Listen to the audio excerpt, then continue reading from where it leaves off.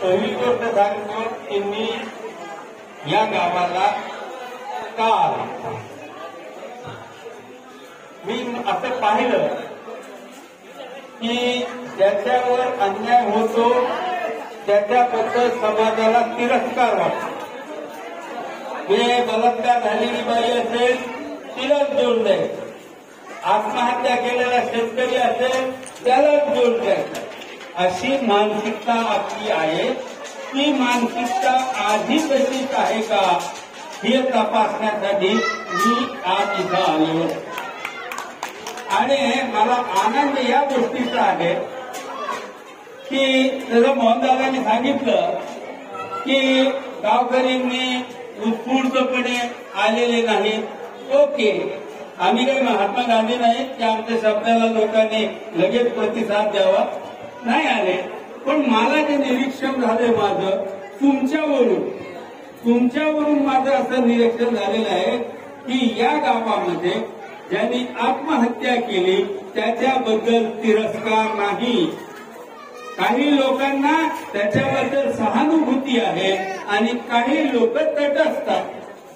पण तिरस्कार नावाची गोष्ट मला या गावामध्ये दिवसभर बसलो इथं मला दिसली नाही. जे तुम्ही लोक भेटतात तर तुम्हाला तर संवेदना तुमची जागी आहे हे माझ्या लक्षात आलं.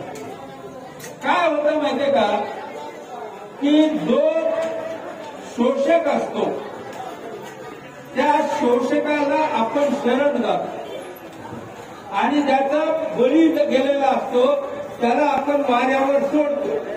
म्हणजे आता उदाहरणार्थ मुलींची छेडछाड करणारे गुंड आहेत तर आपण मुलींना काय म्हणतो, बेटा तू आमच्यात नाही म्हणून आम्ही आमच्या लेकींना सांगणार बेटा तू तिकडे जाऊ नको. म्हणजे बोक्यांना मोकळं रान आणि पक्ष्यांना मात्र पिंजऱ्यात लटकून टाकायचं, ही गोष्ट आपण करतो आहोत आणि ती चुकीची आहे. आम्ही शेतकऱ्याच्या स्वातंत्र्याचं बोलतो याचा अर्थ असा की आम्ही ज्यांचा बळी जातो आहे त्यांच्या बाजूनं उभं राहायचं. 19 मार्च अशाच बळी गेलेल्या देशभरातल्या किती लोक मेले माहिती? हा काही भाषणातला आकडा नाहीये, सरकार दप्तरामध्ये नोंद झालेला आकडा आहे. देशामध्ये आतापर्यंत 5 लाख शेतकऱ्यांनी आत्महत्या केली. 5 लाख लोक करोनामध्ये मेले का? 5 लाख लोक महामारीमध्ये मरायचे का कधीतरी? कधीच नाही. कोणत्या महामारीमध्ये नाही, कोणत्या महायुद्धामध्ये नाही. इतके शेतकऱ्यांच्या आत्महत्या झालेल्या आहेत आणि आम्ही गाफील आहोत. आम्हाला काही घेणं देणं नाही. जळण नका त्याचं मारणारा मेला त्याच्यावर सोडून देतो आम्ही जर जबाबदारीनं भूमिका घेतली तर मला वाटतं सरकारचं एक पाऊल सुद्धा पुढे पडू शकत नाही.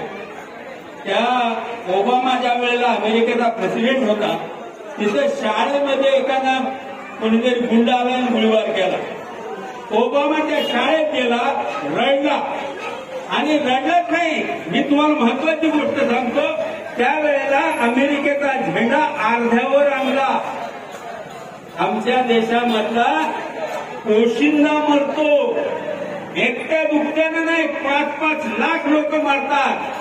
आमच्या देशाचा तिरंगा कधी अर्ध्यावर येत नाही. अरे हे तर लांबची गोष्ट झाली.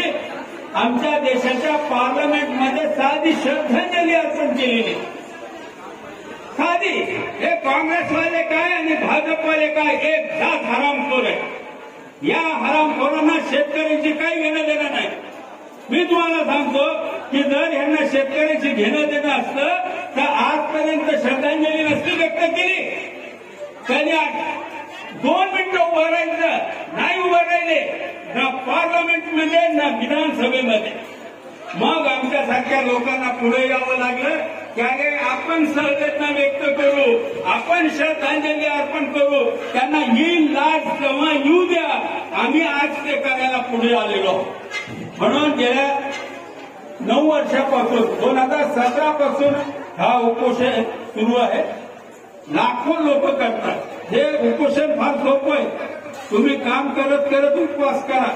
तुमच्यावर कोणी हेडमास्टर बघत बसणार नाही. नाही, तुमची इमानदारी तुमच्या बरोबर. उपवास करा, संध्याकाळी एकत्र जमा, श्रद्धांजलीची सभा करा, कार्यक्रम झाला. ही पद्धत सगळ्या देशामध्ये आहे, विदेशामध्ये आहे, महाराष्ट्राच्या बाहेर. मी आता मोबाईल बघत होतो तर माझ्या लक्षात येत होतं की किती मोठ्या प्रमाणामध्ये लोक हे करतात, तर लाखो लोक करतात. पण याचा परिणाम सरकारवर होईल का? मी गाफील नाहीये, अजिबात फरक पडणार नाही. हे गुंड लोक आहेत सगळे सत्तेमध्ये असलेले, त्यांना गंभीर गोष्टीशी काही घेणं देणं नाही. हे मर्डर करणारे लोक आहेत, खून करणारे लोक आहेत, जातीय विद्वेष पसरणारे लोक आहेत. यांना शेतकऱ्यांशी काहीही घेणं देणं नाही, त्यामुळं काही होणार नाही. पण तुम्हाला मी मुद्दाम सांगतो की आज मी दिवसभर उपोषणाला बसल्यावर मला असं जाणवलं की मायाला ह्यांची एकदा नीटनीटकीच करायला पाहिजे. शेतकऱ्यांसाठी हे लोक काहीच करणार नाहीत ना, आपण सगळं सर्वस्व उधळून टाकू आणि ह्यांची जागाच दाखवूया. हा जो निर्धार तयार होतो, हा निर्धार फार महत्वाचा आहे. उपवास का करायचा, त्यांच्यावर परिणाम काय होईल याच्यासाठी नाही, माझ्यावर काय परिणाम होईल याच्यासाठी करायचे. आणि तो मला आज दिवसभर सगळे चर्चा झाल्या, गप्पा झाल्या, त्याच्यानंतर मी या निष्कर्षाला आलो की ही लढाई आपल्याला पुढे न्यावीच लागणार. मागाशी उल्लेख केला की शेतकऱ्याच्या आत्महत्या ज्या होत आहेत त्याचे मूळ कारण, मी आता वेळ झालेला आहे म्हणून तपशिलात जाणार. मी विनंती करेन तुम्ही कधी शिबिर घ्या, त्या शिबिरामध्ये मी तपशिलात सगळं समजावून सांगतो.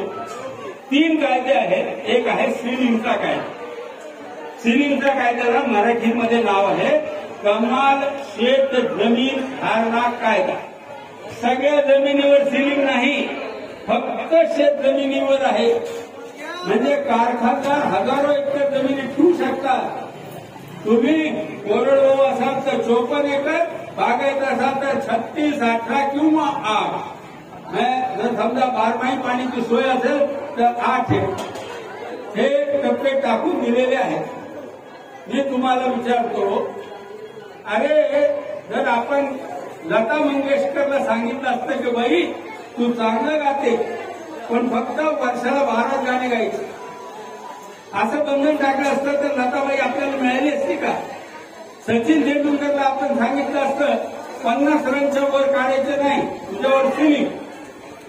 अरे जिथं बंधन टाकलं तिथं प्रगती होत नाही, तिथं विकास होत नाही. तुम्ही कायदा कसा आणलाय शेतकऱ्यांना मारायचा?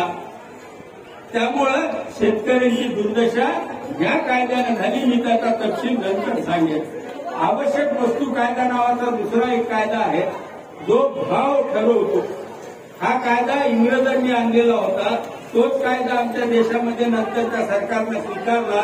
आजही तोच लागू आहे. हे बघा, भाजपवाले काँग्रेसला शिव्या घालतात, काँग्रेसवाले भाजपला शिव्या घालतात, पण हे कायदे कायम ठेवायला दोघांचं एकमत. ते कायदे रद्द करत नाही शेतकऱ्यांच्या विरोधात.